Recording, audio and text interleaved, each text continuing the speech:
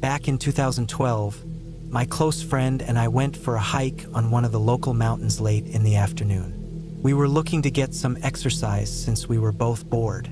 The hike up was uneventful, with just a few kangaroos spotted along the way.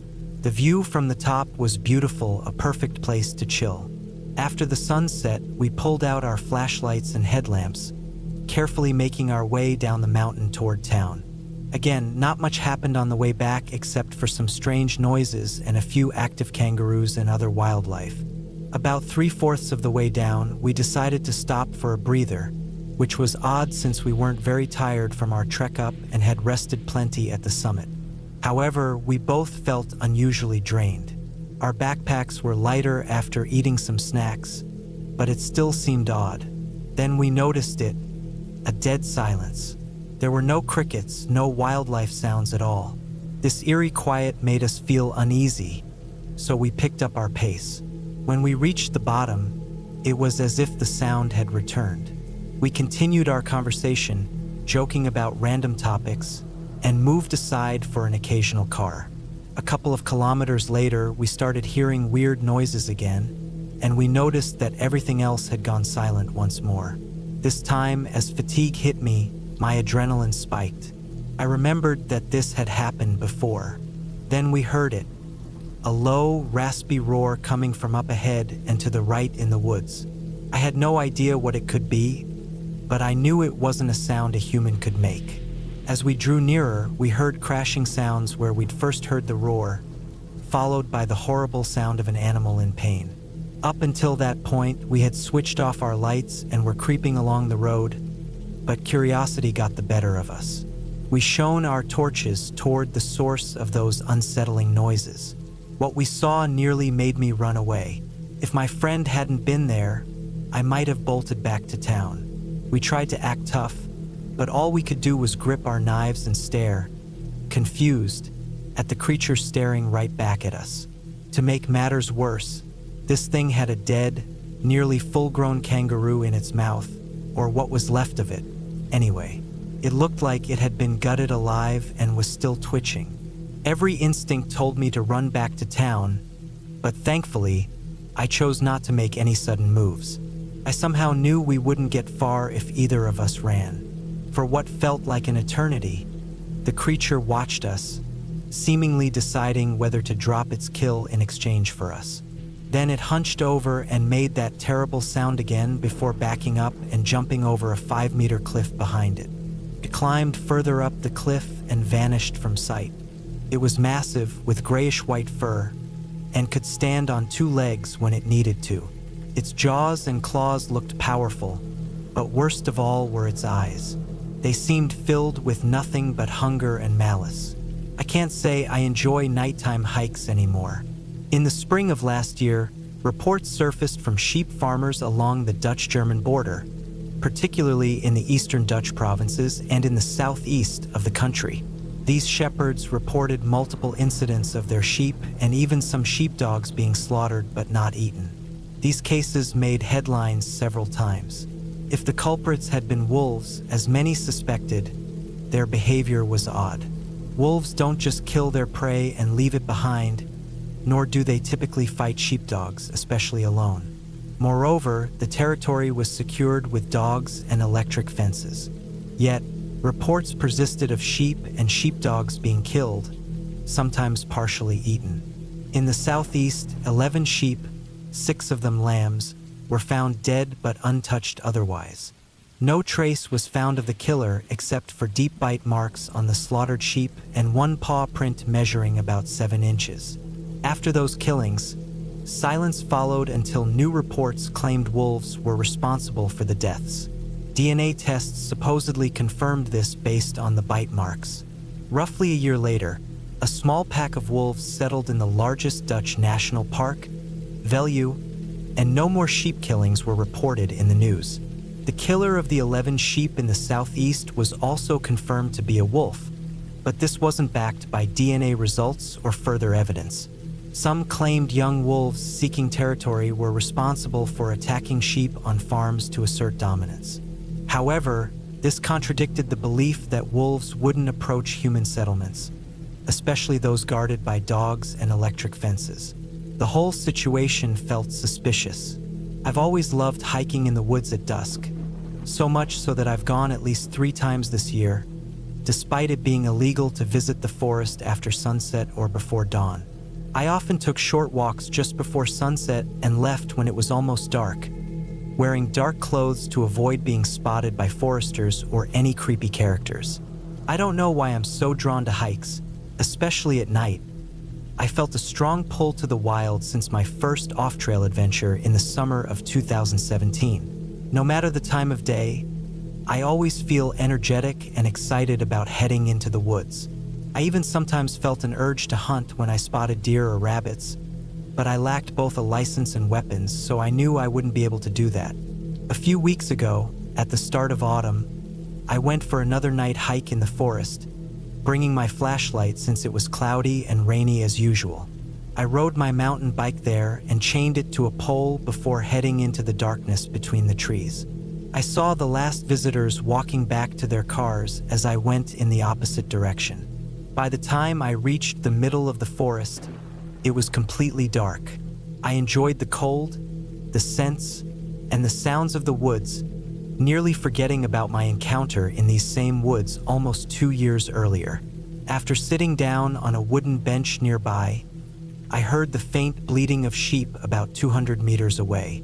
I stood up and started walking toward the noise, which sounded distressed, as if the sheep were panicking and trying to escape. I was surprised I could hear it from that distance, but even more surprised when I smelled the sheep. The wind was blowing in my direction, but I didn't know I had that ability. I should note that encountering a flock of sheep in these woods is quite normal since local shepherds use different areas to control weed growth. One day you might find them on the moor, and another day near the lake.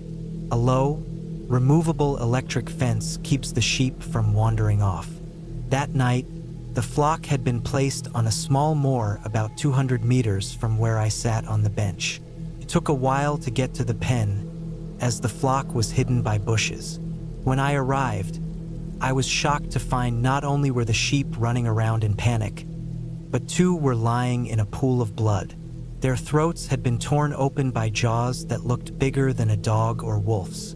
Strangely, there were no signs of the fence being disturbed, but I noticed enormous canine paw prints around the sheep's bodies and the pen, as if the killer had cautiously walked around, choosing its prey before moving in for the attack. While the sight was horrifying, I wasn't as terrified as I thought I would be. Instead, I felt frustrated that something was causing havoc in my woods. I had begun to view these woods as a second home. As reckless as it was, I decided to follow the tracks, curious to see who or what was roaming the forest at night. If I had known better, I would have realized I might be walking into danger. I followed the massive tracks until the dense trees made it hard to see. I changed my mind, realizing I couldn't see much in this light. I turned on my flashlight, still hearing the sheep panicking in the distance, just about 55 meters behind me. Then, I felt uneasy when a new scent reached me, a mix of wet dog and fresh blood.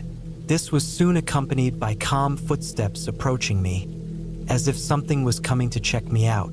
I aimed my flashlight toward the source of the scent and sound and saw eyes.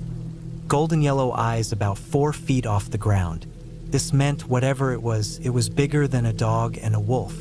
I froze as the creature stepped closer. I could now make out its face and body. It resembled a wolf but was slightly larger and sturdier. Its fur was dark on its back and lighter on its belly, with a short dark mane on its neck. The animal seemed to be observing me cautiously but didn't appear aggressive. However, from the blood on its snout, I realized it must be the one that killed the sheep, and I felt genuine fear. Any sudden movements could mean my death. I had no chance against a creature this size. Still, the creature came closer, stopping about 5 meters away from me. As I stood there in awe and silence, the creature stood up on 2 legs like a bear, towering over me at about 7 feet tall. I felt chills run down my spine and took a more defensive stance. I reminded myself not to show fear.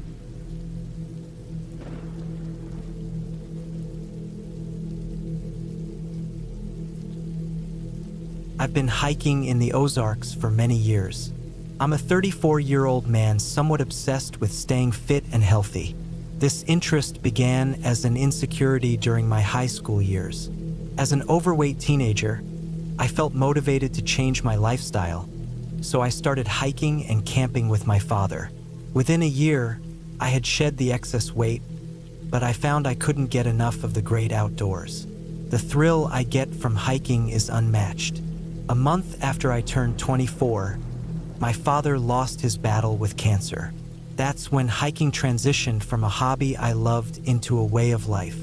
It was a passion that had brought us closer. But I'm not here to share my life story. I'm here to tell you something is very wrong with the deer in the Ozarks as of September 2021. The Ozarks are known as prime hunting territory, so the deer here are easily startled. They usually flee before you catch sight or scent of them. Lately, however, I've been stumbling upon them by chance, and it has been very strange. This incident occurred during a solo camping trip on September 5th. I packed up my camp early that morning and hit the hiking trail. Less than half an hour later, I was nearly paralyzed with fear when I suddenly spotted a large buck where the path had been clear before. It was grunting and snorting, pawing the dirt. I thought it hadn't seen me, so I shouted to scare it off, but strangely, the buck froze in place. It wouldn't look my way, no matter how loud I shouted. The buck was massive, with impressive antlers, but my curiosity got the better of me, and I reached out to touch it. Definitely not my smartest move.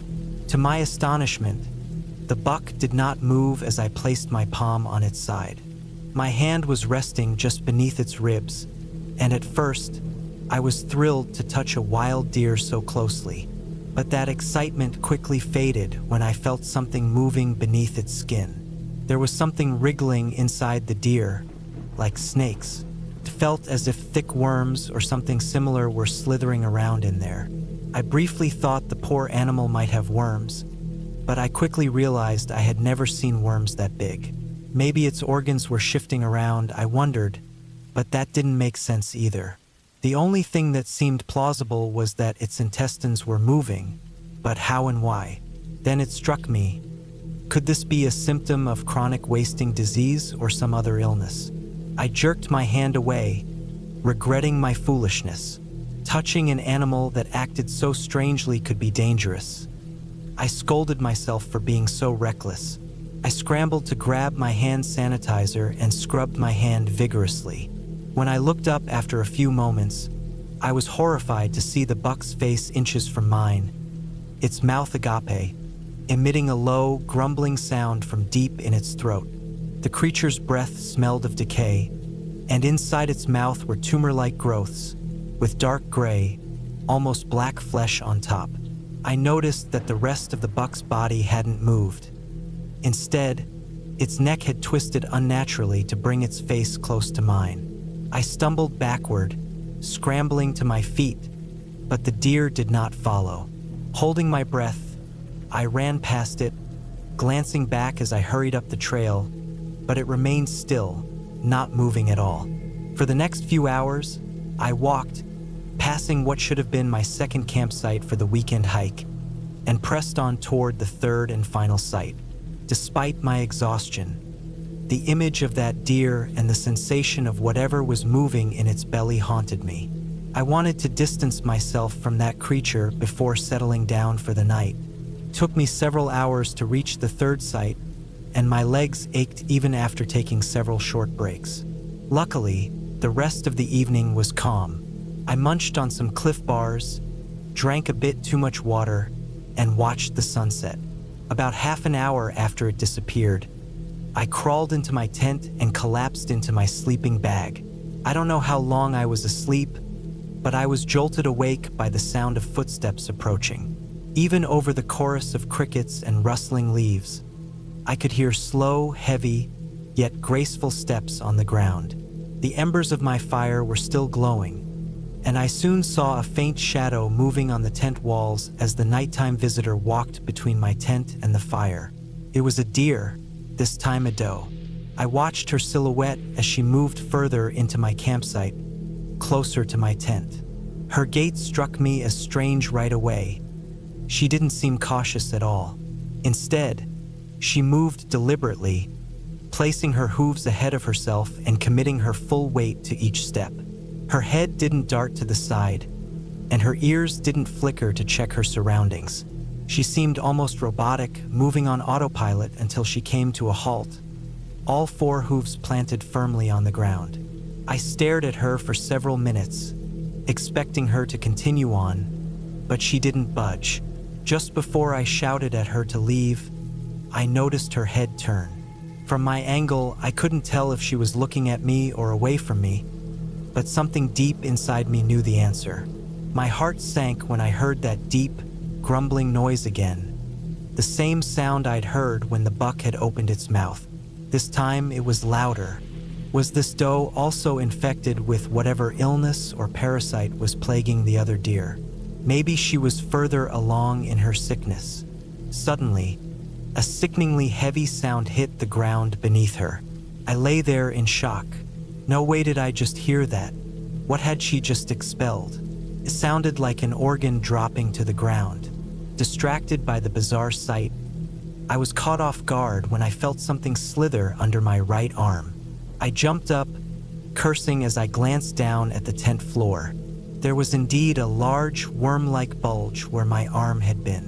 Whatever it was, it squirmed beneath the tent fabric until it slipped out the other side and disappeared into the darkness. Thank goodness it had been outside, blocked by my tent. I'm no fool. I'm sure you can guess what I was thinking. Those wriggling things inside the deer had come right out of her mouth and crawled toward me. I stayed up all night with that doe just outside my tent, standing like a rotting statue, a 34-year-old man paralyzed by fear of a sick deer and whatever slimy, worm-like parasite had infected it. Eventually, sleep overtook me. I awoke in a sitting position in the corner of my tent as the first rays of dawn filtered through the trees. Slowly, I unzipped the tent flap. Outside, lying on the ground, was the doe. She was dead. I threw on my shoes and cautiously stepped outside for a better look. Her body was stiff, her legs straight, her eyes missing, and her belly looked impossibly thin and hollow, as if her insides had been removed. Strangely, there were no fluids on the ground. The doe had become a dry, flattened shell of a corpse. I hurriedly packed my things and left, placing my tent in a separate trash bag I had brought, planning to burn it when I returned home since that slithering thing had touched it. The hike out was safe and straightforward. I wasn't as sore as I had expected after my long hike the day before. My truck started without issue, and no strange parasites or infected deer attacked me. I simply drove home. When I got back, I called my mom to share this wild story. I struggled to force a laugh to help me deal with the experience. I haven't returned to the Ozarks since. Now I stick to other hiking trails, even if it means longer drives. It's worth it to stay safe. Lord knows what's happening with the deer in the Ozarks.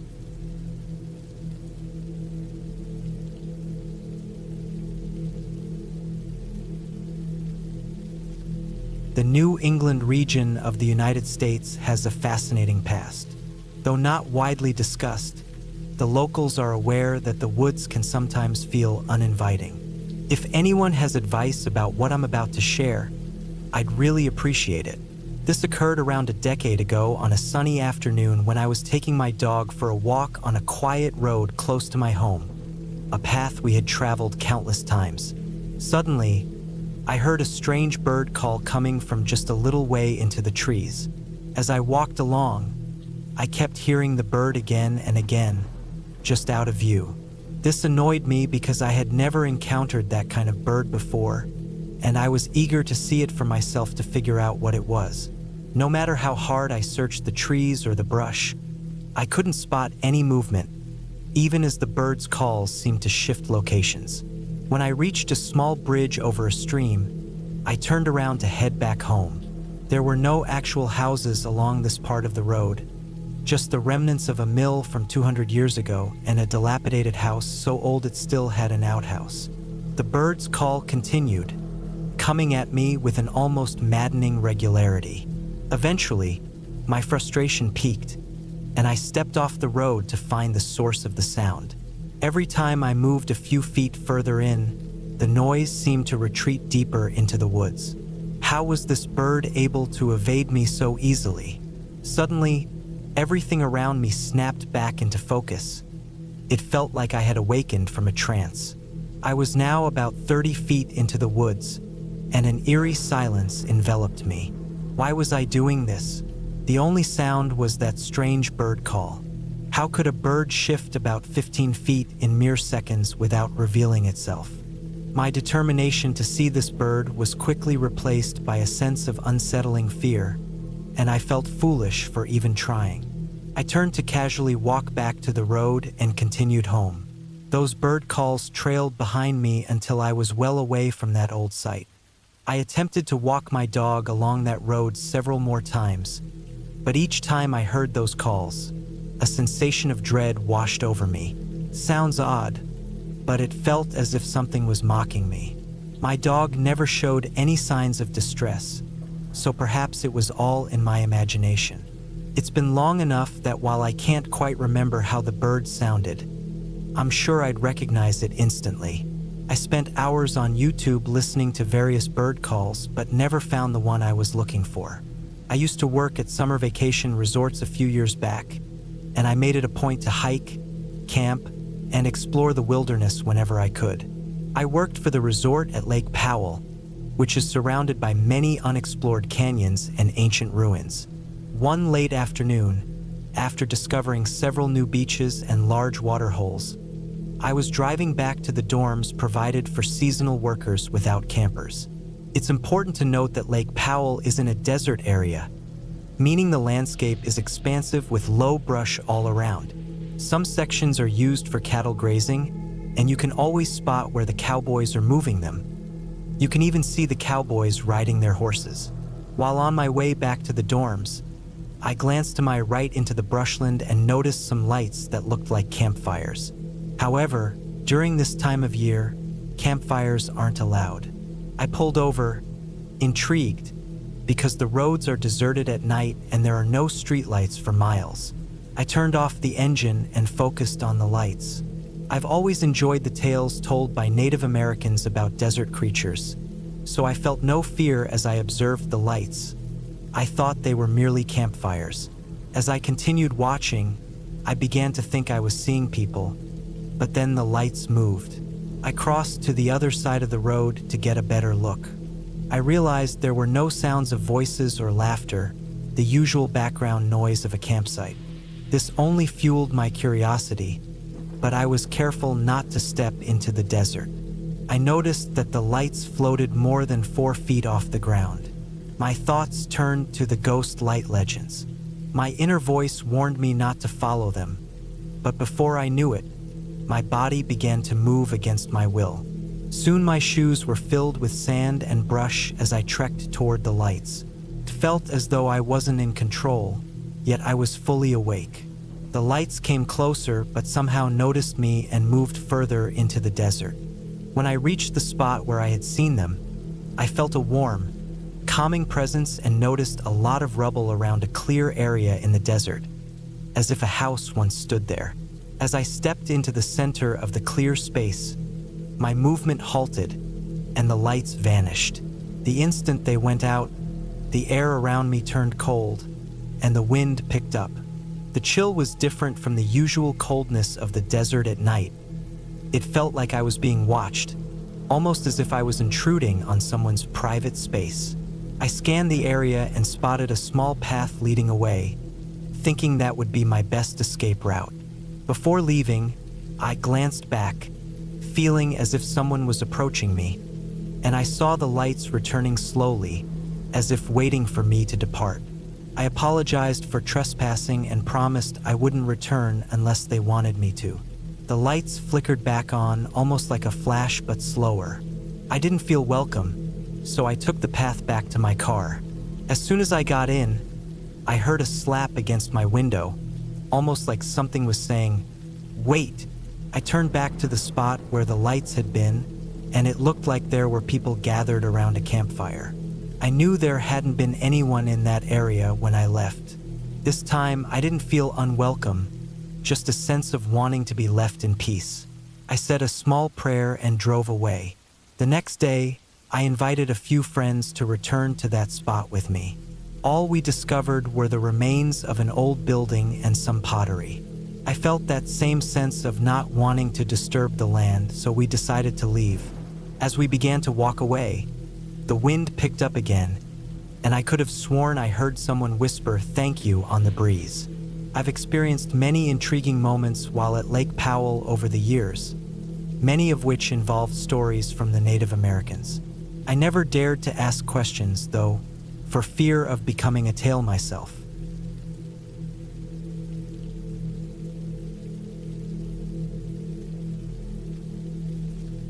My dad and I, let's call him Charlie for this story, we're supposed to meet my nephew Liam and my brother to go camping and hiking for the weekend along a section of the Appalachian Trail just outside Gatlinburg, Tennessee.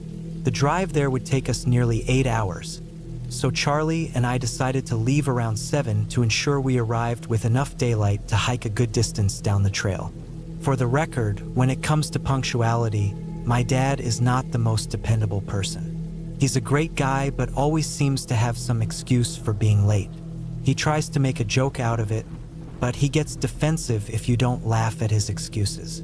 I can't recall what his excuse was this time when he pulled into my apartment complex at almost 10 a.m., honking his horn multiple times, as if I was the one who delayed us. I was furious. Nothing annoys me more than someone honking their horn like crazy instead of just walking up to the door to knock.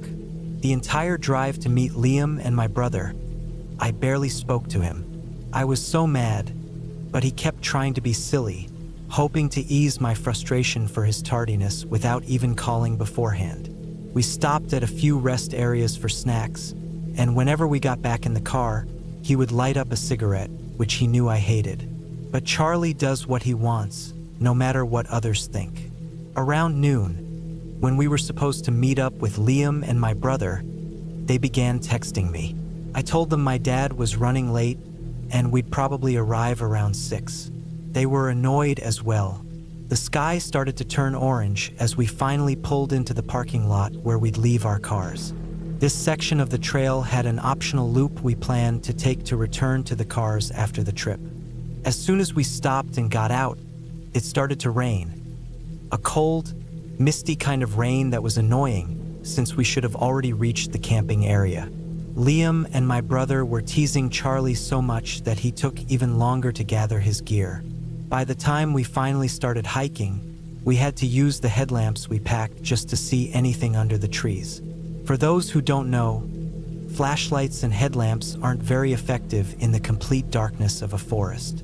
They might increase your visibility from right in front of you to about 20 feet, if that. With the rain pouring down about an hour into the hike, we could barely see 5 to 10 feet in front of us. We were all miserable, and to keep our spirits up and maybe scare off any bears, my brother suggested we start singing. We began belting out old songs. I can't remember what they were, but we definitely weren't singers, and it wasn't a pleasant sound. At one point, Liam tripped while crossing a creek in the dark and smashed a watch he had gotten at a company retreat. That thing was destroyed. At that point, we were just looking for a place to set up our hammocks for the night so we could get some sleep. However, since we had all our food with us, we needed to reach one of the designated spots on the trail that had ropes to hang our gear out of the bear's reach. So we had to keep moving. Finally, in almost complete darkness and what had turned into a light drizzle again, we arrived.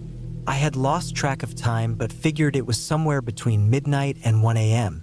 We pulled out our hammocks and rain covers from our packs and hung the packs on the ropes. If that isn't the correct term for those ropes, that says something about my hiking experience. This was the first time any of us, except Liam, had done something like this.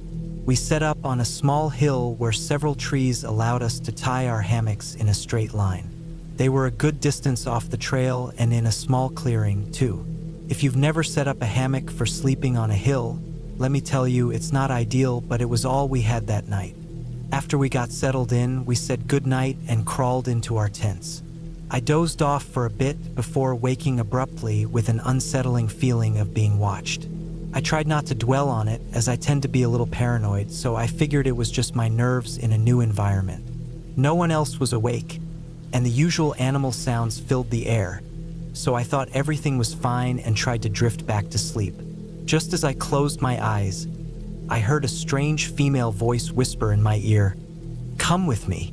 The voice sounded eerie, almost ghostly, and it called my name. It was as if someone leaned in really close to share a secret, but I felt no breath. I quickly turned on my headlamp, which I had worn to sleep, and looked around. There was nothing and no one in sight, and I no longer heard the forest noises. I stayed in my hammock, not that I believed it offered any real protection, and I took out my knife, holding it across my chest while I waited. The voice came several more times, but each time there was nothing there. The voice seemed to come from nowhere, whispering directly into my ear. I didn't hear any footsteps on the autumn leaves or anything rustling in the trees or bushes, just that voice calling my name, urging me to come join it. Every time I heard it, the hair on my body stood on end, and I was wide awake, unable to sleep again until the forest sounds returned. I know strange things exist in the world, and the only thing I could think it might have been was a fey creature or some kind of being. My family, however, are all complete skeptics when it comes to anything paranormal that isn't mentioned in the Bible. Once we packed up and started walking, I had my brother lag behind for a moment, and I asked him if he had heard anything odd last night. He looked pale but didn't say a word. The worst part was that we still had 2 more nights out there. Fortunately, the next day we got an earlier start again, thanks again to my dad.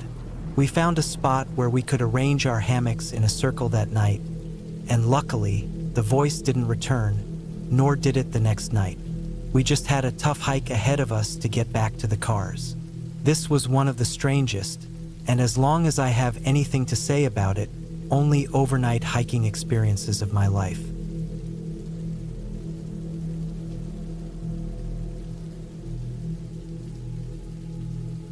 My partner and I began living in our camper van last October, starting our journey with a visit to family in West Texas before heading to Arizona for a music festival. After the festival, we decided to linger in Tucson for a bit, enjoying the gym and mineral show, before traveling north to Flagstaff and then on to the Grand Canyon. While en route to the Grand Canyon, we stumbled upon a fantastic boondocking spot in the Coconino National Forest. It was on a narrow Forest Service road with just 2 spots, one of which was occupied by a man and his young son, who I guessed were spending the day in Sedona, about 45 minutes away, and then retiring to their RV. We were lucky to get the last spot before crossing, which was amazing. It sat on a hill that had been leveled at the top, offering views of all the surrounding mountain ranges, with a ranch fence beside us. The ranch was in the next valley over, and wild cattle roamed around, making the scenery absolutely stunning. I spent most of the day just gazing at it. The area was incredibly remote, which we appreciated because we loved stargazing and privacy. We usually went to bed early, around sunset, and woke up around sunrise with a bathroom break in the middle of the night. One night, we woke up and went outside for a bathroom break, and we couldn't believe how bright the stars looked. We went back to bed and decided to stay another night just to see the stars again. The next day, we listened to music and relaxed, taking in the view. I kept noticing a bright light shining on a particular ridge and mentioned it to my partner. But when he looked, it was gone. It wasn't something I considered too seriously until I saw it a few more times and began to worry. As a wilderness first responder, I thought there might be a hiker stranded on the ridge trying to get our attention. However, the light's position changed too frequently for someone to be walking or biking. Later that evening, after dinner, We sat outside to watch the sunset and then retreated into the van as it got darker, waiting for the stars and the Milky Way to appear. Around 10 or 11 p.m., we stepped outside again, and I immediately looked up. A brilliant white light appeared that seemed to be close. I asked if it could be the North Star and how it could be so bright and near. My partner wasn't sure, so we walked around the van, scanning the sky for satellites. After circling back to our original spot, we noticed the light had vanished. But then we saw it again, moving away rapidly, now a different color. It darted around like a hummingbird, changing between yellow, red, and blue. Having witnessed various phenomena in my life, I didn't feel particularly alarmed, especially since we had just seen the Marfa lights, which looked similar but moved more fluidly. That all changed moments later when the light morphed into deep violet and blue hues with shades of magenta. It was almost tranquil and soothing as it approached us, its colors shifting to blues, violets, pinks, and greens. It came down to ground level on the other side of a large juniper tree.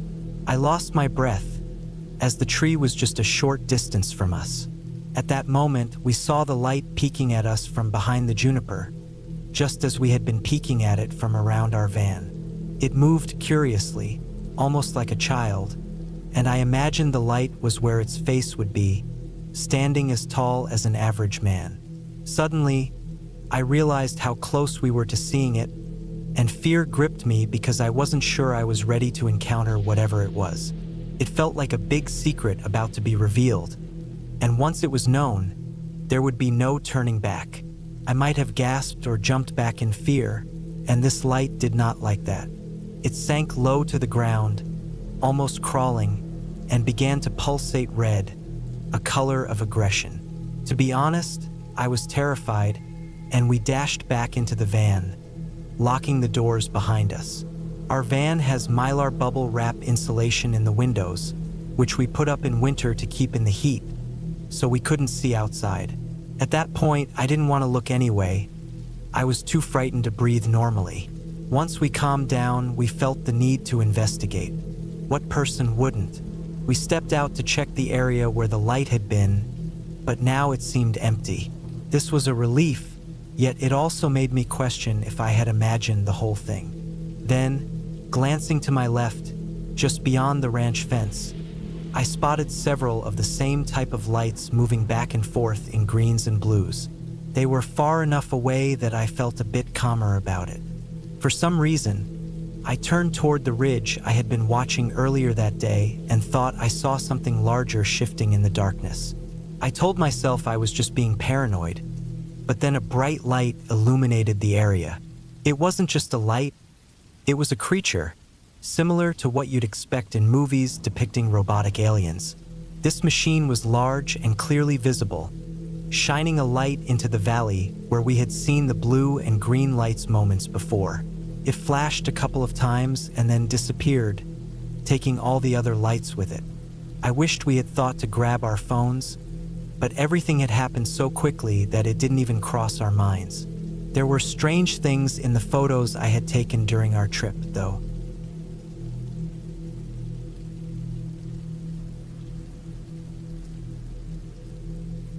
This tale unfolded when my father shared it with me for the first time recently. He was searching for a tent he had borrowed a few years back and had to confess it had been burned during a drunken adventure by a local river. A whole different story by itself. So, back in 1976, when my dad was 16, he and my uncle Nigel were quite adventurous and loved to explore. That summer, after my dad finished school, he wanted to embark on one big adventure before starting work. They set their sights on the Pennine Way, which for those unfamiliar, is a 270-mile walking trail in England. It stretches from the southern parts of Scotland down to the Midlands and typically takes about 3 to 4 weeks to complete. With a long summer ahead, my dad, his 15-year-old Uncle Nigel, and a friend named Russ were dropped off in Scotland by my great-grandfather to begin their hike. The first week went perfectly. They met friendly locals who cooked meals for them and offered them a place to sleep, enjoying a newfound freedom. They usually camped in open areas, but one day they decided to cover an extra 5 miles to reach a village for more food and spare tent pegs. They arrived at the village around 6 p.m. and noticed the local pub was opening. After spending some time there enjoying drinks, my dad mentioned that the pub owner probably knew they were underage but welcomed them nonetheless. The owner even offered them a place to camp in the back field of the pub. The landlady, the owner's wife, seemed a bit unsure at first and whispered something to her husband privately, but her Yorkshire hospitality soon won out. After a night of heavy drinking with the locals, they headed to their tent. My dad recalled using an oil lantern hanging from the center of the tent for light. When they turned it off, they left it hanging there, which was crucial for what happened next and the day after. The next morning, my dad woke up and switched on the oil lamp, contemplating whether to head out into the field since the owners had been kind enough to let them camp. Then he heard a door creak open and shut. There were no footsteps, so he thought it might be an old shed door. However, after a moment, he heard footsteps on the grass getting closer until they stopped right outside the tent. My dad assumed it was just the owner checking on them. As he began to unzip the tent, the owner opened it fully. My dad noted that the man wasn't wearing a shirt, just slippers and pajama pants. When my dad asked what he was doing, the owner mumbled some excuse about hearing a noise and wanting to check if the boys were all right. After looking around, my dad noticed there had been no noise aside from the door and footsteps. The man insisted they should get a good night's rest before their hike and oddly tapped the oil lamp, requesting it be turned off. He then walked away with a frustrated sigh, shutting the door behind him. In the morning, the owner's wife prepared breakfast for the boys while they packed their things. The owner took down the tent for them and drove off in his 4x4 without returning to the house. They thanked the woman and asked her to thank her husband, to which she replied she would once he returned, as he had left early that morning. They reached their planned camping spot beside a small stream about an hour and a half early and decided to take a longer break after covering roughly 130 to 140 miles in the past 8 to 9 days. They set up their tent only to find numerous small holes, about the size of a pen, all over it, which my dad noted while holding a pen. Everyone was puzzled, and my dad guessed that the owner's mention of an animal the night before might explain it. Perhaps it had come back and nibbled on their tent. Russ suggested they walk back to the village 2 miles away to try and find another tent. They left their damaged tent as a marker and headed back to the village. Luckily, a shop catering to hikers was open, but they had no tents. Instead, they bought some tape to cover the holes for the night, hoping to find a new tent soon. As they walked back, the sun began to set, and it grew dark, with only the moonlight guiding them. When they arrived at their campsite, they were shocked to find their tent set up but engulfed in flames. They quickly poured water from their bottles onto the tent and filled them from the stream to put out the fire. Inside the tent, they discovered that the glass of their oil lamp had been shattered. Someone had followed them, set up their tent, and waited for their return before breaking the oil lamp, igniting the tent in flames. My dad told me there was really no explanation for it, except possibly the pub owner. He might have been thwarted in whatever he was plotting when my dad woke up, leading him to take some twisted form of revenge. At first, I didn't believe my dad and thought he was trying to frighten me, but when I called Uncle Nigel about the burning tent incident, he immediately began talking about how strange it all was. My Uncle Nigel never lies.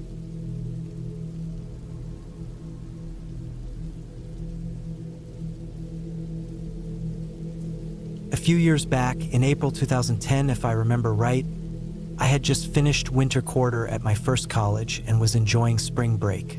I, along with 3 friends, decided to take advantage of the first nice day of the year by heading outdoors. I live in Western Washington, where there's a road that runs along Bellingham Bay and Samish Bay, north of Puget Sound. It's called Chuckanut Drive, a scenic route that winds along a cliff and overlooks the water. Along the way, There are several turnouts perfect for taking pictures and other sightseeing. My friends and I drove up and parked at one of those spots with plans to hike down to the water, have some lunch and beers, and enjoy the day. The trail we picked ended near a set of train tracks that ran along the coast, much like the highway above. This detail is important because many homeless individuals and other interesting characters often traveled that area. We sat on some driftwood on the opposite side of the tracks by the bay, watching various people pass by while we relaxed. No one bothered us, and we didn't bother them, though about half of the folks we saw were bundled up, with blankets and tarps draped over them. We were there for about an hour before realizing it was more boring than we'd expected, so we decided to find something else to do. As we were leaving, we noticed what looked like a much better path back up than the one we'd come down.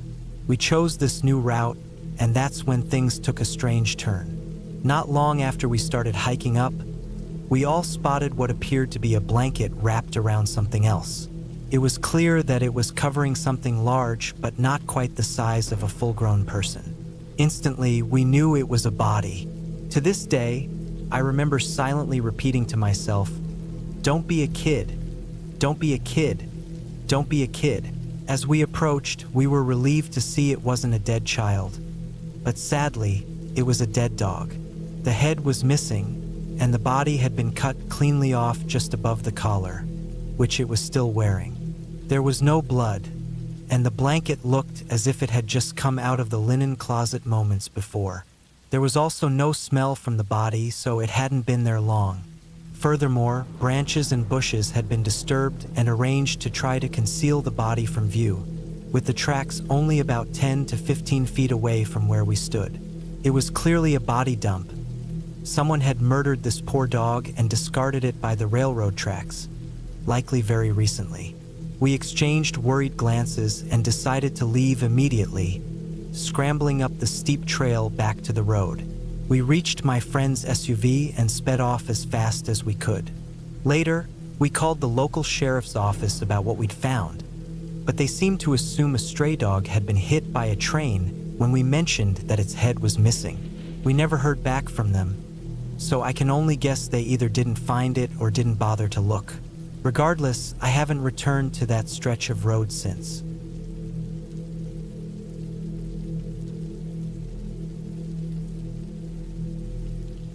It kept following us from Stan M. Music. This took place during my quarantine last year. I've actually encountered a cryptid or some strange creature before. It was June when this incident occurred, and school had just let out. I was 17 at the time. In late May and early June, we finished all our assignments, and if you had nothing left to do, you didn't need to go to school.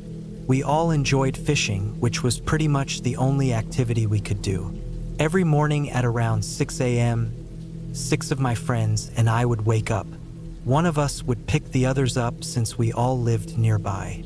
We would head to a large pond to fish for trout and bass.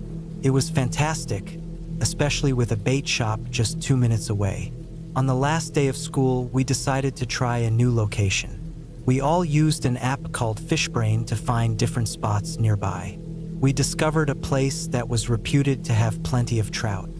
There were also some areas that looked promising for rainbow and brook trout, and occasionally brown trout. It was a half-hour drive, and we all agreed to go there. My friend Lincoln drove us, and we set off for the 30-minute journey. After arriving, we hiked a 4-mile trail to reach the fishing spots. We got there around 6:30, unpacked, and headed up the trail. I preferred fly fishing, so I brought my fly rod for small trout in shallow areas and my regular rod for deeper spots where larger trout might be lurking. After about 10 minutes of hiking, we reached our first spot. It was barely large enough for 3 people, so we split into groups. My friends Mac and Devin and I went one way while Harry, Lincoln, and Connor went another. We agreed to meet back at the trailhead at noon. My group stayed at a spot with a few rainbow trout swimming in the creek, perfect for fly fishing. My friend ventured out a bit where there was a hole with a large trout and some sunnies. I was getting bites on the surface but couldn't catch anything. After about 20 minutes, I heard something nearby.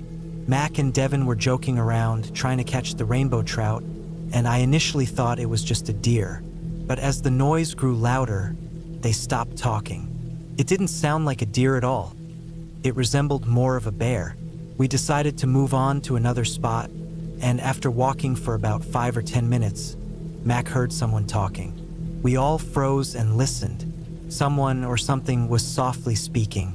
Soon it became louder, and I heard what sounded like my friend Harry's voice saying, "Guys, come here." Lincoln hurt himself. We knew right away that wasn't Harry. It sounded too off, too raspy and fake. We called Harry's phone to check on him. He answered, and what he said sent chills down my spine. "We're at a little hole 20 minutes from where you are. We caught a smallmouth. What about you?" I hung up and glanced back toward where we had heard the voice.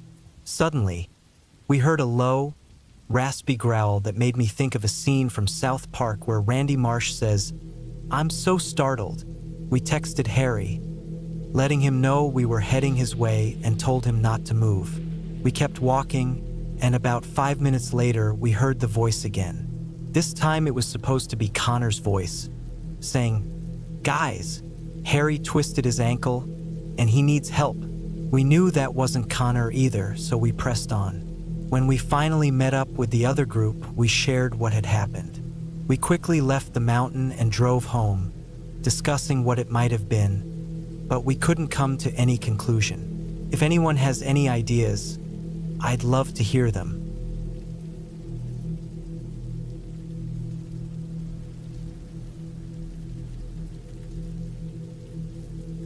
A couple of years ago, I went hiking alone on various trails in the Blue Ridge Parkway. For some reason, I thought it was fine for a woman in her 20s to go by herself. Foolish, I know. I had always wanted to visit Mount Mitchell, so I decided to hike there. It wasn't a Monday, so there weren't many visitors. The path to the summit is paved, making it a relatively easy walk, though it is quite steep. I was a smoker at the time, so I was pretty out of breath. When I finally reached the top, I stepped to the side to catch my breath. Out of the corner of my eye, I noticed a man approaching me. He looked to be in his late 40s with greasy dark brown hair. He said, "Hey, I noticed it took you a while to get up here, and you're breathing pretty hard. Are you all right?" I was a bit surprised but replied that I was fine, joking about being a smoker to lighten the mood. He continued to stare at me, so I gave a small nod, signaling that I was going to move on. I walked over to a podium that indicated the direction of various mountains and cities in the distance, and he followed me. Out of nowhere, he began talking about how he had recently gone through a divorce and was part of a men's group that traveled around to famous tourist spots. I told him where I was from, and he started sharing very personal details about his divorce. He mentioned that he suspected his wife was cheating on him, so he hid in a closet one night and caught her in bed with a coworker. He complained that the booth paid dearly for that night. I tried to show that I was uncomfortable, but he kept talking and asking me questions without giving me a chance to respond. I concluded he was just lonely and wanted someone to talk to. Then I realized that he was alone the entire time, and I hadn't seen any men's group. Maybe they had split up for a bit. Regardless, I started to feel more anxious, so I told him I was heading back to the gift shop. He began to follow me again. There were many trails branching off from the main path to the summit, but I wasn't interested in any of those since I was still out of breath. Although I wasn't walking with him anymore, he called out loudly, "Hey!" I turned around, and he had a wide grin on his face, his hair somehow looking even greasier. He said, "Why don't we walk one of these trails? I could show you a really good time." I firmly replied, "No, thank you." To my left, I noticed two elderly women sitting on a bench. They had been watching us. One of the women called to the man, "I think it's time the young lady gets going now." I smiled softly at her and nodded. I turned around and walked briskly down the path, passing the gift shop and heading straight to my car. He hadn't followed me. That was my last hike of the day, and I was relieved that nothing worse happened while I was alone. I definitely don't go on outings like that by myself anymore.